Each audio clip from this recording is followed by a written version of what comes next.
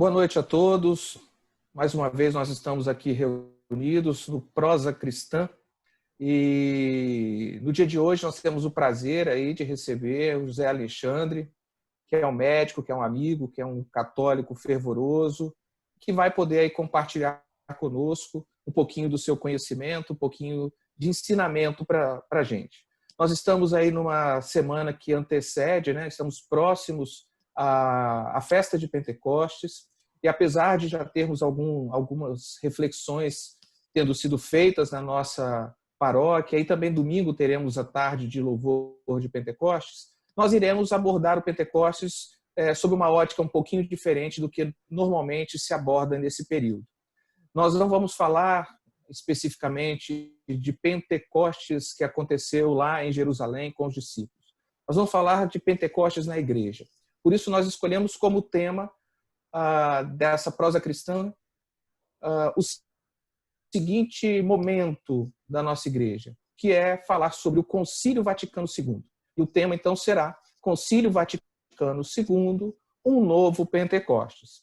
E aí eu queria, Zé Alexandre, já te dar as boas-vindas, te agradecer pela sua atenção, pela sua disponibilidade e pedir que você se apresente, fale um pouquinho aí de você, de onde você vem, o que você faz, e depois a gente dá sequência aí desenvolvendo o tema que nós vamos conversar no dia de hoje. Muito bem. Obrigado pelo convite. É sempre muito bom falar de Deus, da nossa igreja, da nossa fé, e assim fazer a nossa pequena parte na propagação do Evangelho, né? Eu sou José Alexandre, né? Eu sou médico, mas gosto de estudar como autodidata as coisas da igreja, até por uma questão de tentar mesmo colaborar com a educação cristã. Eu sou casado com a Cristina, tenho 2 filhos, o André, de 23, a Mariana, de 19. E participo da paróquia Santa Rita de Cássia, na Praia do Canto. Frequento lá o grupo de oração e sou também formador do Núcleo Nacional do Movimento Mães que Oram pelos Filhos. Bom, legal. Pode falar, tem mais para falar sobre você? Precisa muito. Mas o tema hoje é bem interessante. Legal. Bom, Zé Alexandre, na verdade, o que nos leva a falar um pouquinho sobre o Concílio Vaticano II e fazer uma reflexão como um novo Pentecostes para a Igreja é a percepção de que, se nós retroagirmos no tempo e voltarmos lá realmente para o evento de Pentecostes, com os discípulos, com Maria, com a vinda do Espírito Santo, isso narrado em Atos dos Apóstolos, no capítulo 2, nós vamos ver que a partir dali a Igreja nasce e nasce realmente fervorosa sob a ação do Espírito Santo. Mas o tempo vai passando e nós vamos percebendo que esse fervor ele vai talvez abrandando, diminuindo. A gente pode fazer talvez a primeira percepção disso nas cartas de Paulo, quando ele começa até a exortar algumas comunidades a não se permitir esfriar, a não se permitir enganar. E aí nós estamos falando talvez de anos, décadas após o evento de Pentecostes. E aí, quando nós falamos de séculos, esse esfriamento ele se torna um pouco mais latente, né? Então, passado alguns séculos, a igreja ela veio, né, caminhando de acordo com a sociedade, com a humanidade, e em dado momento me parece que houve de fato a percepção de um distanciamento do Espírito Santo para com a igreja.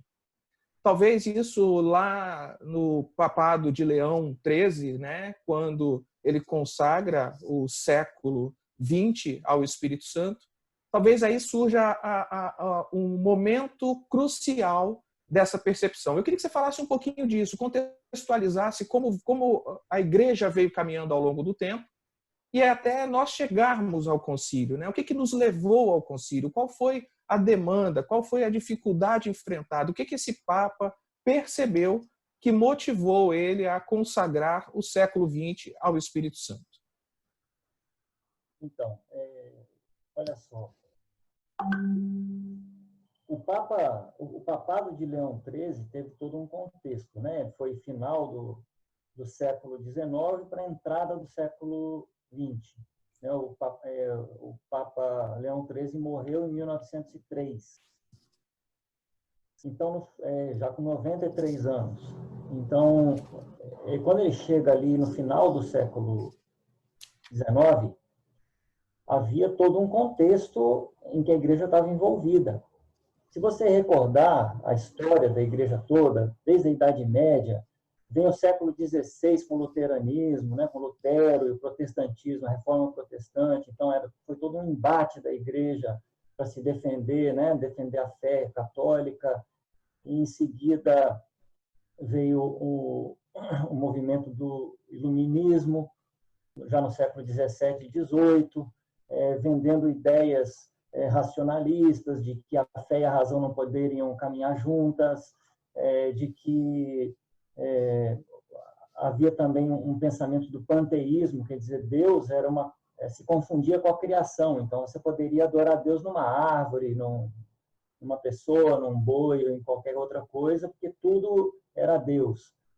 Então a igreja teve que ir se posicionando diante de várias heresias que foram surgindo, vários contrapontos à fé e questionamentos, né, contra a Igreja Católica. Então, isso foi um trabalho muito árduo, né? Houveram vários concílios, o Concílio de Trento, que foi muito importante, o Concílio Vaticano I, também no século XIX, para reafirmar a fé. E aí, no final disso tudo, entra Leão XIII com habilidade, ele foi apaziguando esse momento. E aí, no final ali do século XIX, ele começa a receber cartas de uma freira chamada Helena Guerra.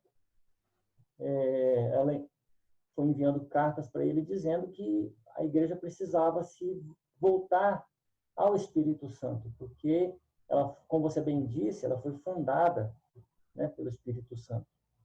E isso depois vai ser reafirmado pelo Concílio Vaticano II na Carta Lumen Gentium do Papa Paulo VI. Então, a Beata Helena Guerra consegue convencer o Papa Leão XIII de que realmente o que a igreja estava precisando era voltar ao impulso do Espírito Santo, se voltar mais ao Espírito Santo.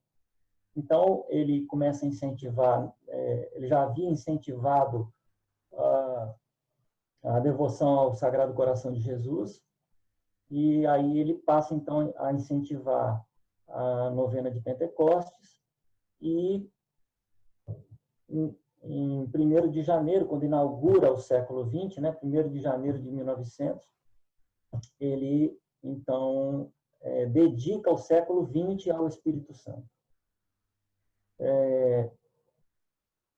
Isso faz uma diferença muito grande, por quê? Porque quando você pensa no iluminismo, né, que nasceu na França e se difundiu naqueles países ali, Holanda, Inglaterra e tal, e depois tem todo o pensamento também do marxismo, do socialismo, tudo isso ia separando a fé da razão. E os papas que vieram em seguida, Leão XIII e depois Pio X, Bento XV, Pio XI, eles foram reafirmando a doutrina que vinha lá de Santo Tomás de Aquino do século XIII, dizendo, não, a fé e a razão, elas podem conviver. Mas nós não podemos esquecer que a igreja, ela não é um organismo, uma instituição humana física, ela é um organismo espiritual também, né? Ela contempla as duas coisas e por isso ela é santa e pecadora. Então, a dificuldade que havia era reconhecer aonde que a igreja era santa, porque o iluminismo destacava muito os pecados da igreja. Não coincidentemente, hoje muito mais nós vemos as pessoas atacando os pecados da igreja, né? Em filmes, em cinema, em novelas, em programas de mídia, em discursos anticristãos, a gente vê as pessoas apenas atacando os pecados da igreja. Eles não conseguem reconhecer que a igreja é santa e pecadora. Então, toda a humanidade naquela época ali, do final do século XIX para o início do século XX, entrou nessa onda. Então, foi muito sábio e muito, mesmo uma moção do Espírito, que o Espírito Santo voltasse à cena com mais força, para mostrar, olha, a igreja é espiritual, ela é guiada pelo Espírito Santo. E se você acredita nisso, você é católico. Então, foi muito providente aquilo. E aí ele inaugura, ele canta o Veni Creator Spiritus, né, que é um canto ao Espírito Santo, é uma oração cantada, né? E ali ele já inaugura o século novo, o século do Espírito Santo. Ao longo dos próximos anos, né, nos próximos papados que aconteceram, os papas começaram apesar deles começarem a trazer de volta os sacramentos, a importância da Eucaristia, a importância da devoção mariana. E em 1917 a gente tem um marco que é a aparição de Nossa Senhora em Fátima. A igreja, o Espírito Santo começa a trabalhar a igreja no sentido dele voltar a agir espiritualmente dentro da igreja no século XX. Mas aí começam a acontecer duas grandes guerras. E os papas envolvidos durante essas guerras, eles tiveram muita dificuldade, houve muita batalha, tanto durante a Primeira Guerra, né, o Papa Bento XV, como entre as duas guerras também, houve muita dificuldade de negociar as questões políticas, doutrinárias mesmo, reafirmar a doutrina. E depois, a Segunda Guerra Mundial, com Pio XII. Então, foi um tempo de muita dificuldade social, econômica, que meio que atrasou um pouco o que poderia acontecer na primeira metade do século XX. Mas quando chega os anos 60, aí a gente se depara com uma nova realidade, que é o pós-guerra, onde surge uma nova cultura. E é exatamente nova cultura de... Um liberalismo, né? O liberalismo do pós-guerra. Ali está o contexto do Concílio Vaticano II. Ali foi um momento chave. Em 1906, quer dizer, logo depois que o Papa... Olha como é que o Espírito Santo ele olha por todos os cristãos. Logo depois que o Papa declara, consagra o século XX ao Espírito Santo, em 1906, o reverendo William Seymour inaugura também, entre os protestantes, o pentecostalismo, que é também um movimento protestante voltado para o Espírito Santo. Então, tudo isso vai culminar naquela revolução cultural que acontece no pós-guerra, nos anos 60. E ali, nos anos 60, vai acontecer o Concílio Vaticano II, né? Entre 1962 e 1965. Perfeito. Eu queria destacar também que nesse período do Papa Leão XIII, surgiu um documento que falava sobre a pessoa e a missão do Espírito Santo, né? Eu não sei se eu vou saber falar o nome, mas é o Divinum Illuminus. Foi o primeiro documento, né, que tratou especificamente sobre o Espírito Santo. E a produção de documentos, de encíclicas, quando há essa manifestação do Espírito Santo que promove no coração, primeiro, talvez, ou simultaneamente, da Beata Helena Guerra, que provocou ali o Papa Leão a perceber, né, um grito, era o grito do Espírito Santo, né? Poderíamos dizer que isso foi o grito do Espírito Santo, um grito em que o Espírito Santo chamava a atenção a retomar o seu devido lugar, um lugar de onde ele não deveria ter saído, né? Da onde ele não deveria ter sido retirado, vamos dizer assim, né? Não que ele saiu porque ele não deixou de existir, mas o esfriamento o colocou numa posição que não era exatamente a que Deus imaginava, né? É importante a gente acentuar isso. Quer dizer, o Espírito Santo nunca deixou a igreja e a igreja Exato. nunca deixou o Espírito Santo.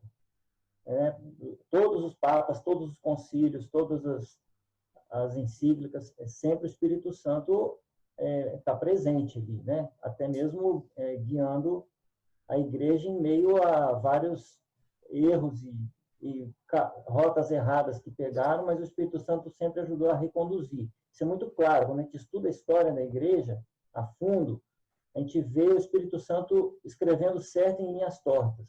Uhum. É muito claro isso para nós. Então, o Espírito Santo nunca esteve ausente, nem a igreja pôde ficar sem ele. Mas é isso que você colocava, houve um esfriamento, né? Por causa de muitas questões políticas e sociais envolvidas, houve realmente um afastamento dessa devoção, de deixar as rédeas na mão do Espírito Santo. Né? Perfeito. E aí, então, na década de 60, né, já estamos falando aí praticamente 1960, entre 60 e 70, o momento do pós-guerra, do liberalismo, vai acontecer, então, esse que nós chamamos de Concílio Vaticano II. Eu queria que você, antes de dizer assim, o que aconteceu dentro do concílio, quais foram os frutos, falasse para a gente o que é um concílio, na verdade. Né? O que é essa palavra que ela, para muitos, talvez seja desconhecida, não é uma palavra tão usada, vamos dizer assim, e como o objetivo aqui é que todos que estejam nos ouvindo possam compreender o que nós estamos falando, o que seria um concílio? Concílio Vaticano II, quer dizer que ele foi o segundo da igreja? Não, antes teve algum. Como é que se chega a um concílio? O que leva a igreja a um concílio e o que é, de fato, um concílio? Então, o concílio ele é uma reunião de autoridades da igreja. Eles se reúnem para tratar de assuntos pastorais, de doutrina, dogmas de fé. E esse concílio ele tem sempre que estar unido para que ele tenha caráter de infalibilidade, quer dizer, para que ele seja infalível nas decisões, ele tem que estar reunido com o Papa. Nós, católicos, consideramos que o primeiro concílio, a primeira reunião de autoridades da igreja que aconteceu, está lá nos Atos dos Apóstolos, que foi o que nós chamamos de Concílio de Jerusalém, que é quando houve uma discussão entre Paulo e alguns apóstolos sobre a circuncisão, né? Se deveria circuncidar, se deveria estender a igreja aos pagãos, aos gentios, mesmo se eles não fossem circuncidados. Então, houve toda uma discussão que é descrito lá no Atos dos Apóstolos. Então, foi uma reunião das autoridades da igreja diante de Pedro, que era o Papa, né? O primeiro Papa. Então, o primeiro concílio aconteceu ainda com os apóstolos, não é isso? Apóstolos. O segundo já vem a ser em Éfeso, já no século IV, 325. E aí foram sempre havendo vários concílios. Alguns concílios acontecem sem o Papa e eles têm, sim, autoridade, eles devem ser obedecidos, reconhecidos, eles podem ter o reconhecimento do Papa no final, mas se eles não são feitos na presença do Papa, ele não é um concílio ecumênico infalível. Então, o Concílio Vaticano II foi com a presença...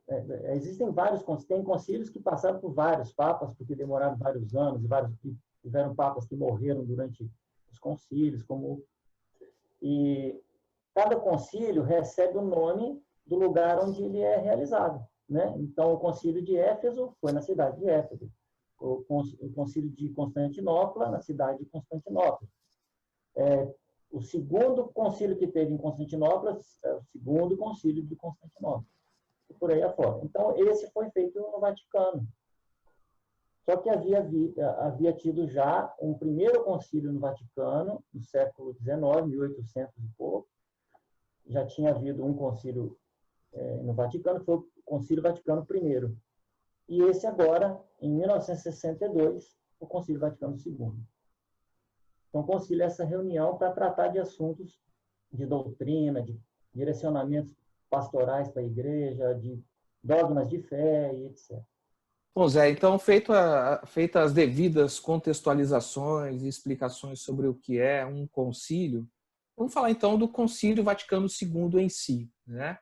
E antes de te perguntar assim, o que foi tratado nesse concílio, obviamente a gente não vai conseguir esgotar aqui o assunto nesse pouco tempo que a gente tem, mas queria que você enfatizasse quais foram as principais discussões, as principais deliberações ali, mas eu queria, antes de passar a palavra para você, ler o que o Papa João XXIII disse sobre o concílio. Ele disse o seguinte: o concílio foi convocado para oferecer uma possibilidade de suscitar em todos os homens pensamentos e propósitos de paz, provenientes das realidades espirituais e sobrenaturais da inteligência e consciência humana, iluminados e guiados por Deus, Criador e Redentor da humanidade. Então, o Papa João XXIII, na visão dele, o concílio teve esse objetivo ao se juntar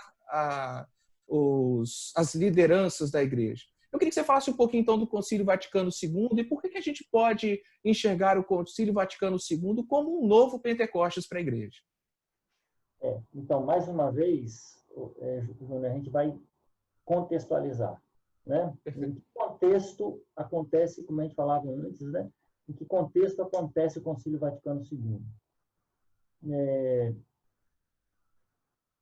Começa com a questão da eleição do Papa João XXIII, né? Em 1958, morreu o Papa Pio XII, que tinha atravessado a Segunda Guerra e que conseguiu grandes avanços diplomáticos durante a guerra, e depois disso ele conseguiu retomar toda a doutrina que os outros papas vinham marretando em cima ali, né? Ele era um papa muito inteligente, um homem muito sábio, muito estudioso. E como ele era um homem muito brilhante, quando ele morreu, quando eles foram fazer lá a eleição do novo papa, né? Eles olharam entre eles e disseram assim: quem nós vamos colocar no lugar do Pio XII, né? Eles não conseguiam escolher alguém que tivesse altura ou algo assim. Então decidiram eleger o mais velhinho. Quando o velhinho morresse, eles olhariam para procurar uma outra pessoa. E o Papa João XXIII, então, veio. Ele era bem velhinho, mas ele era um homem muito cheio do Espírito Santo. Tinha trabalhado muito junto com Pio XII, e ele entra, então, em 1962, depois de 4 anos percebendo o que estava acontecendo no mundo e na igreja, ele disse: eu quero um concílio.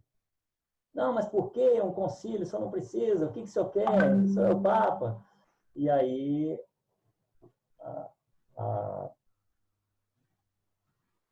o João XXIII abre as janelas do Vaticano, faz esse gesto, né? A igreja precisa de ares novos. Eu quero ouvir o que o povo pensa da igreja. Então, eu quero que os bispos ouçam o povo e tragam para o concílio o que é que o povo pensa que a igreja o papel que ela deve assumir nesse novo século, porque as coisas tinham mudado muito no século XX, já estávamos no meado do século XX, entrando nos anos 60, isso já era 1962, e já havia esse movimento. Nos Estados Unidos levou o nome de contracultura, na França levou outro nome, mas enfim, era esse movimento pós-guerra, né? Era um movimento mundial. Os Estados Unidos ele ajudou a difundir muito isso, porque os Estados Unidos tinham muita força de penetração política no mundo, né? No pós-guerra. Então veio aí o surgimento do rock and roll, dos festivais tipo Woodstock, né? Que foi já no final dos anos 60, que veio, na verdade, assim, coroar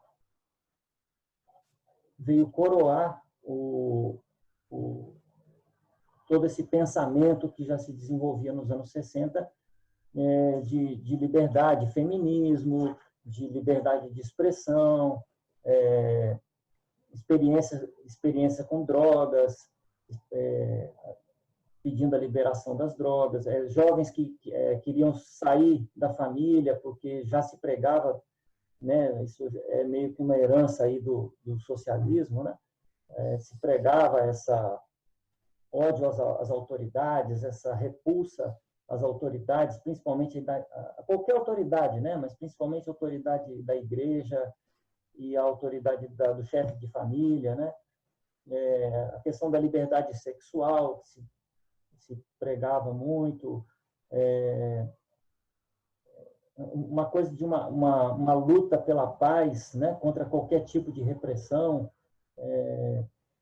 e eles entendiam a paz como essa liberdade sem limites, né? Então, os limites que a doutrina da igreja colocava já não cabiam mais na sociedade naquele tempo, né? Naquele pensamento daqueles jovens. E você sabe, todos nós sabemos, que o que vai construir a história daqui para frente são os jovens. Né? Nós vamos ficando mais velhos, nós viramos conselheiros, né? Mas quem realmente é o braçal que vai construir a sociedade daí para frente são os jovens. E se eles começam a pensar de uma forma distorcida, de uma forma, determinada forma A ou B, é por ali que a sociedade vai caminhar.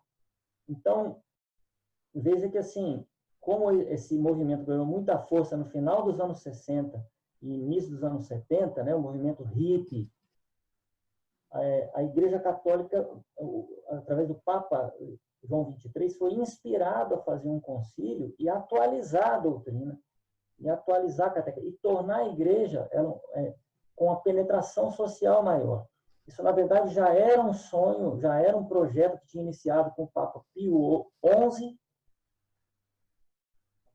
ali depois da Primeira Guerra. Depois, o Papa Pio XII teve dificuldade de implementar isso por outras questões políticas, e aí vem o Papa João XXIII e diz, não, nós precisamos realmente trazer. Então, junta essas coisas, né? Nós temos que levar a igreja para o povo, fazer a igreja mais participativa para o povo, e precisamos que o Espírito Santo nos impulsione a fazer isso. Então, tem uma frase, né, até do Papa João XXIII, que fala que ele pede que se faça na igreja um novo Pentecostes. Renova em nossa época os prodígios como em um novo Pentecostes.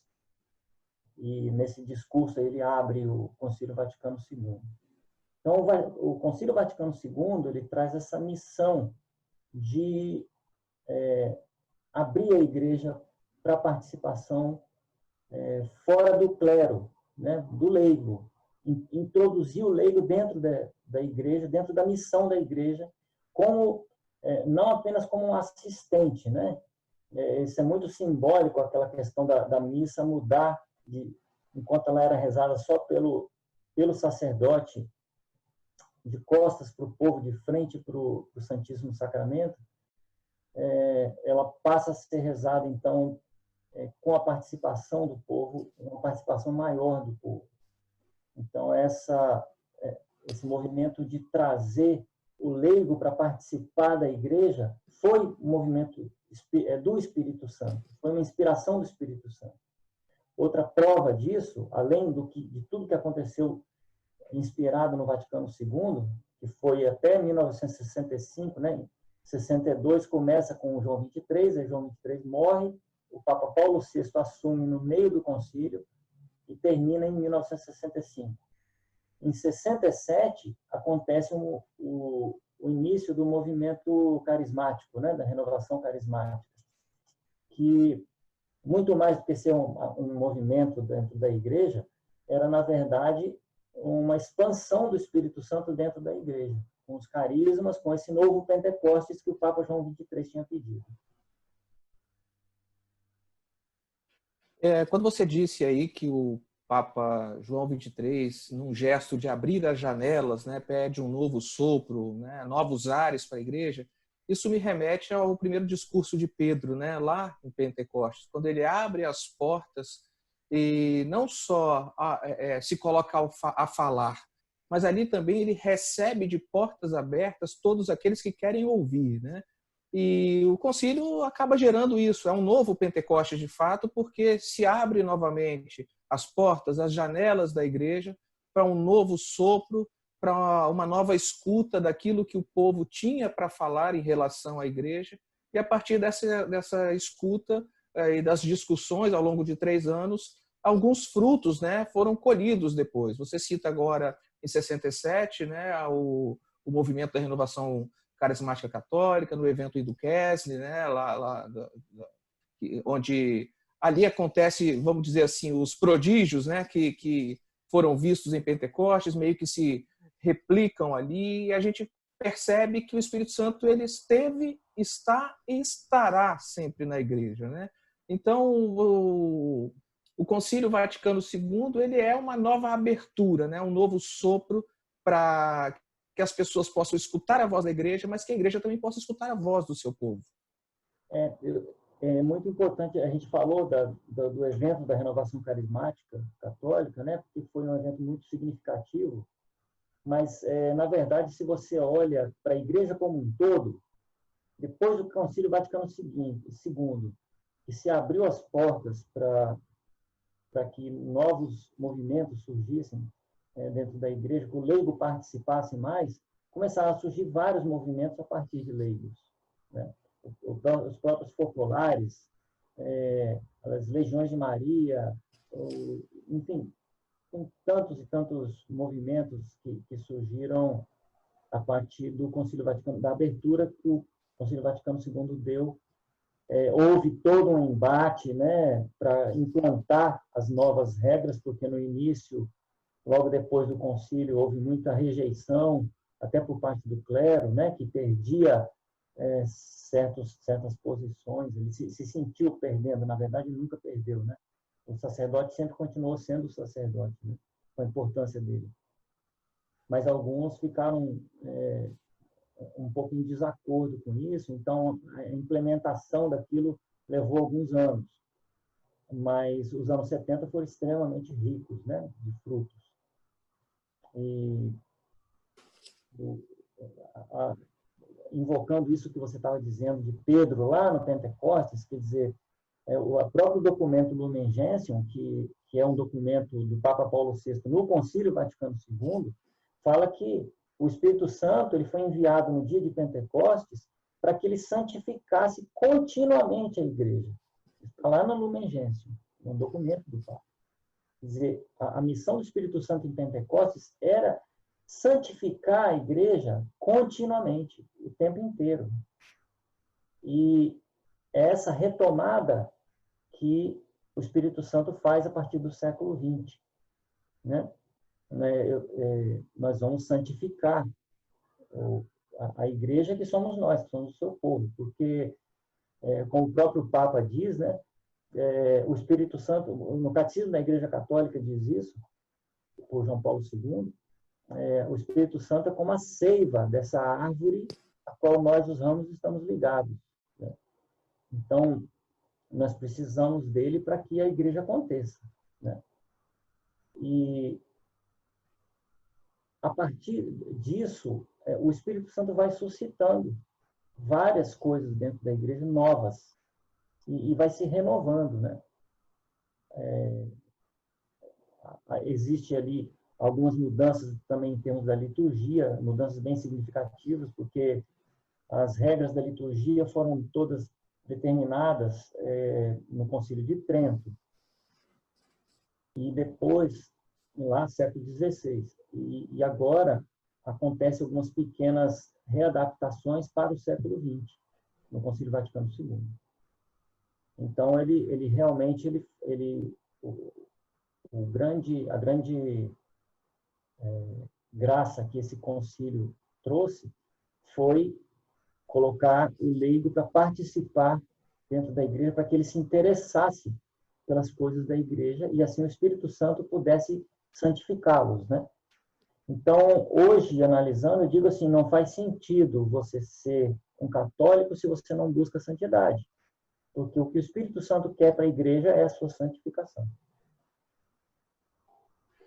A gente percebe que em tudo isso também há uma ratificação do que Paulo vai dizer, né? Quando ele, numa de suas cartas, coloca que nada pode ser feito se não for sob a ação do Espírito Santo. Nem dizer que Jesus é o Senhor não é possível se não for pela ação do Espírito Santo. Então, o concílio e as suas deliberações vêm atualizar essa fala de Paulo, trazendo para aquele momento e para os dias de hoje a importância de que nós, católicos, estejamos abertos à ação do Espírito Santo, independente do movimento ou da pastoral que nós estejamos exercendo, né? Em 2015, quando nós tivemos a Assembleia Geral da CNBB lá em Aparecida, foi perguntado a Dom Odilo Scherrer, né, que é o cardeal arcebispo de São Paulo, o que ele viu assim de mais relevante, quais foram os frutos do Concílio Vaticano II, né? O que trouxe na visão dele de frutos para a igreja. E ele falou uma série de coisas, mas eu queria aqui destacar algumas coisas, né? Entre elas, ele diz que houve, a partir dali, um entrosamento do episcopado com o sucessor de Pedro, né? Parecia que cada um, por conta da distância geográfica, né, de Roma para o Brasil, de Roma para qualquer outro lugar, havia um distanciamento não apenas geográfico, mas um distanciamento talvez de afinidade e de espiritualidade. Então, na visão de Dom Odilo, ele percebe que após o Concílio Vaticano II, há uma aproximação maior entre o episcopado e o sucessor de Pedro. Ele diz também que pelo sopro do Espírito houve uma renovação e uma atualização nos aspectos litúrgicos, teológicos e pastorais. Então, há uma atualização, como você disse, na questão litúrgica, mas também na visão teológica, né, das coisas como vieram acontecendo ao longo dos anos, e pastoral. E ele cita o documento Sacrosanctum Concilium, que traz, né, como um dos temas muito relevantes a participação do povo na celebração dos divinos mistérios, que você acabou de citar, né? Muda, inclusive, a postura do sacerdote. Ele que estava de costas para o povo, agora pode voltar-se, colocar-se de frente para o povo e também falar na língua nativa daquele povo, né? Que é muito importante, porque como é que haveria compreensão da palavra se não fosse assim? O latim já era uma língua que nas escolas era obrigatória, mas não era mais uma língua tão popular como era nos séculos da Idade Média, né? Agora, a igreja era realmente universal, realmente católica. Ela estava atingindo países muito distantes geograficamente, como você mesmo colocou. Então, era necessário era uma das queixas do povo aos bispos. Por que não celebrar na nossa língua? A gente entendeu o que você está dizendo, né? E isso abriu as portas para muitas pessoas virem para a igreja. Foi um tempo de muita graça, porque muitas pessoas voltaram para a Igreja Católica, puderam ter acesso à Bíblia, que não tinha antes, né? E esse acesso à Bíblia com as escolas catequéticas, né? Foram ensinando as pessoas a ler a Bíblia. A gente pontua muito essa questão da renovação carismática, porque realmente, queira ou não, existem pessoas que não gostam, não se identificam, às vezes ela cria um pouco um ambiente pentecostal ali, né? Mas, de fato, a renovação carismática colocou a Bíblia na mão do povo, né? Isso foi uma coisa muito importante que a renovação carismática fez. Mas tudo isso, para mim, é um movimento do Espírito Santo, né? Entrando dentro da igreja e se mostrando como realmente aquele que conduz a igreja. Então, não se falava tanto do Espírito Santo e depois dos anos 60 se começou a falar mais do Espírito Santo. E hoje a gente tem uma devoção ao Espírito Santo muito maior. Você tem músicas, você tem as novenas, as devoções e dentro da própria liturgia, né? A inserção do Espírito Santo, embora toda a liturgia seja dirigida a Deus Pai. E quando nós chegamos agora, né, próximo à celebração, vamos dizer assim, de Pentecostes, né? No próximo domingo nós estaremos todos envolvidos com isso. Talvez seja o momento também de nós todos abrirmos as portas ou as janelas do nosso coração como cristãos que somos e como servos de Deus, seja numa pastoral, seja no movimento, seja naquilo que nós nos colocamos a fazer, né, dentro da igreja. Talvez o Pentecostes, com essa compreensão de que o Espírito sempre esteve e estará conosco, pode ser um momento importante para cada pessoa, na sua individualidade, também se abrir ao Espírito. Como a igreja, em um momento, percebeu que precisava desse novo sopro, desse vigor de um novo ar, vamos dizer assim, quanto mais nós, seres humanos, cristãos que somos. O que você pensa disso? A gente precisa cumprir o nosso papel, né?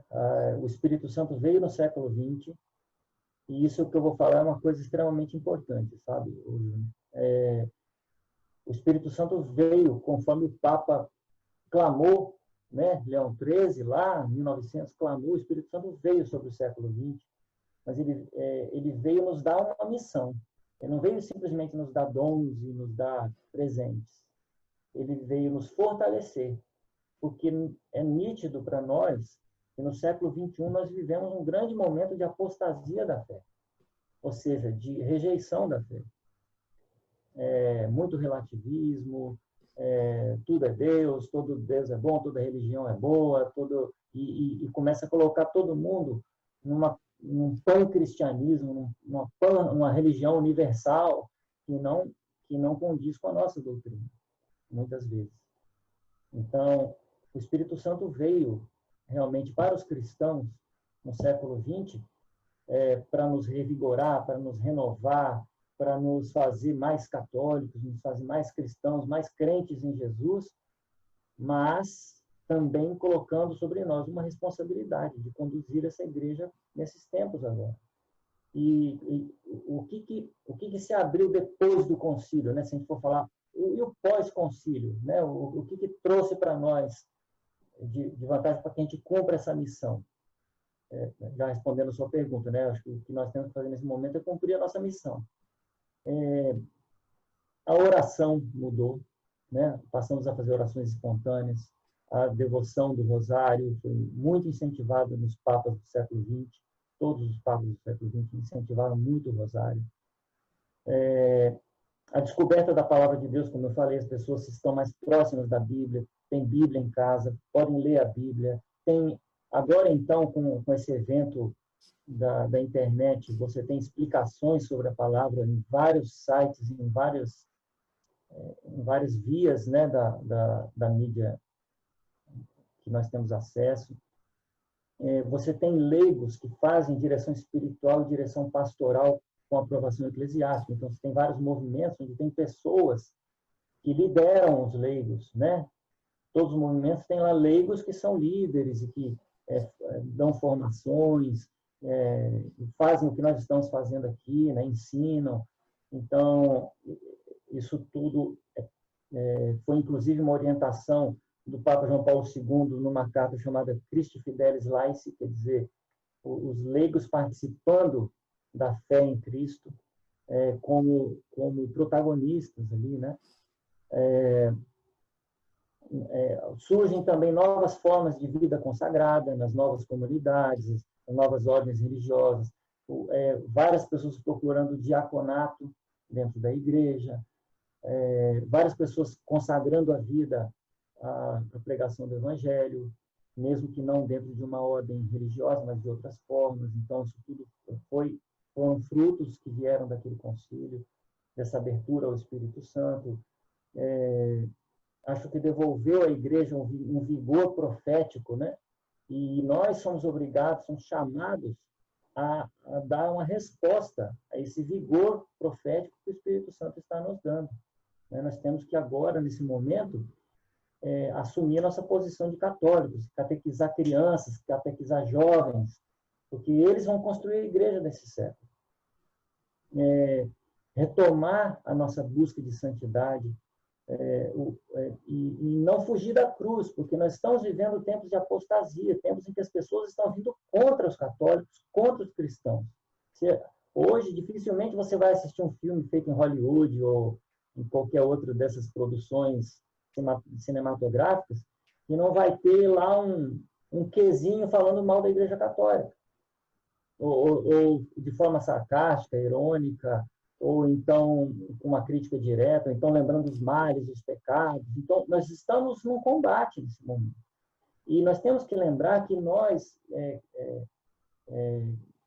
cristãos, nós temos que ter amor à cruz. Nós somos herdeiros de profetas perseguidos. Nós somos herdeiros de Cristo crucificado.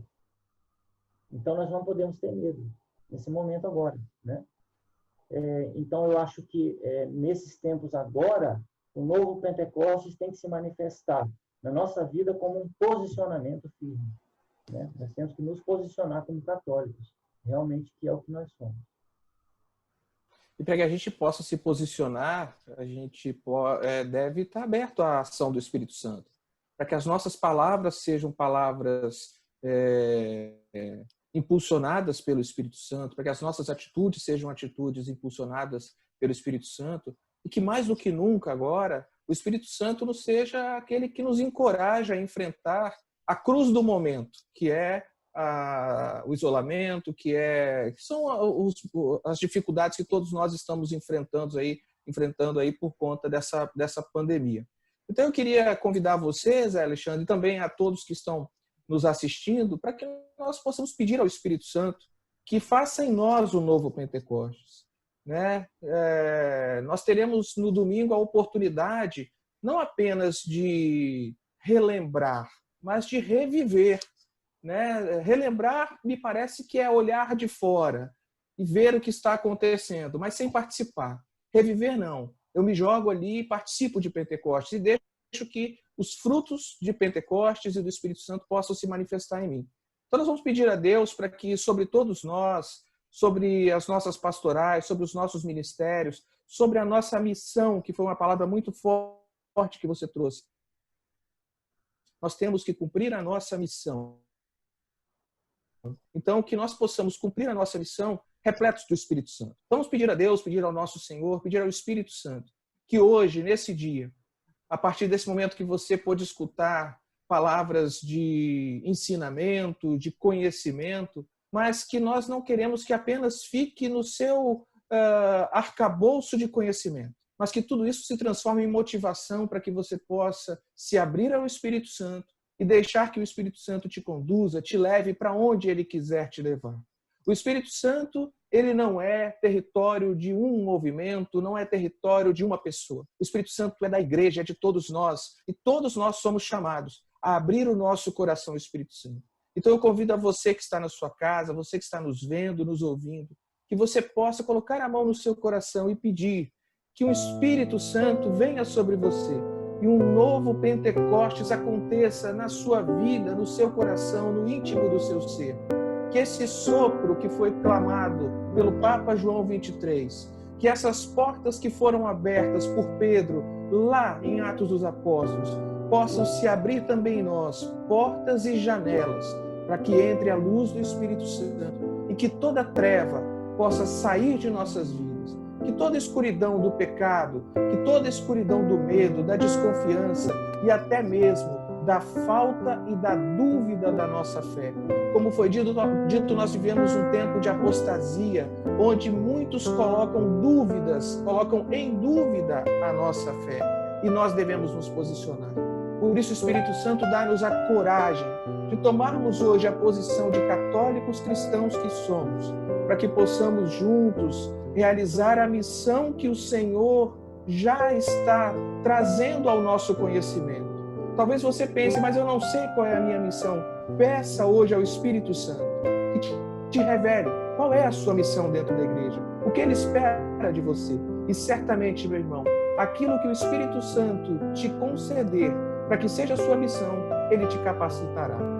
Aquela máxima de que Deus não escolhe os capacitados, mas capacita os escolhidos e os capacita pela força e pela ação do Espírito Santo. Que haja em nós, nas nossas vidas, um novo Pentecostes. Nós queremos, nós desejamos. E esse é o primeiro passo. Querer, desejar. O resto, o Espírito Santo há de realizar nas nossas vidas. Amém. Amém. Amém. Muito bem. Alexandre, eu quero te agradecer muito por você ter dividido conosco todos esses ensinamentos. Nós sabemos que a catequese ela é uma ação contínua na nossa vida. E depende muito de nós também, né? Buscarmos esse conhecimento. Às vezes nós esperamos que chegue até nós, que venha até nós alguém para falar, quando nós também podemos dar os nossos passos e buscar na igreja as pessoas e os momentos adequados para que nós possamos viver esses ensinamentos.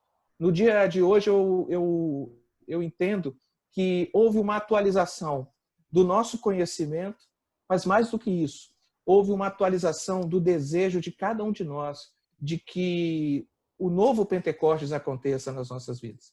Então eu quero te agradecer, deixar que você faça as suas considerações finais para que eu possa no final aí trazer uma indicação de um livro e agradecer também o povo aqui da Paróquia Nossa Senhora das Graças.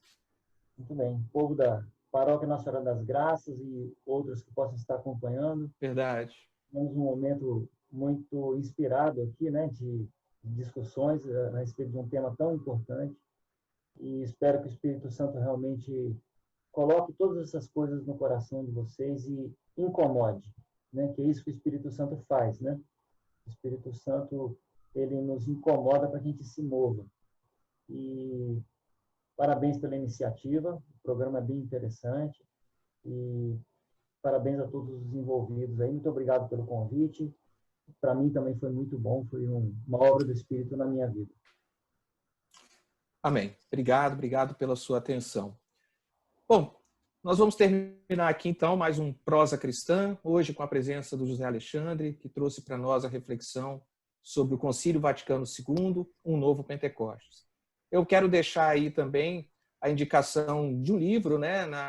Da última vez nós indicamos um livro, e mais à frente aí, depois nas nossas redes sociais, vai ser colocada a capa dele aí para você ver, mas é sobre um dos documentos, né, gerados pelo concílio, né, o Sacrosanctum Concilium, que é um documento importante, que é uma leitura que pode nos ajudar nessa catequese e fazer com que cada vez mais nós tenhamos harmonia com aquilo que a Igreja prega e nós devemos pregar também.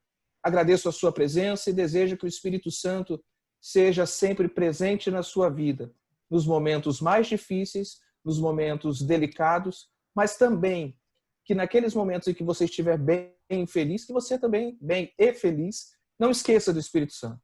Ele deve estar conosco em todos os momentos de nossa vida.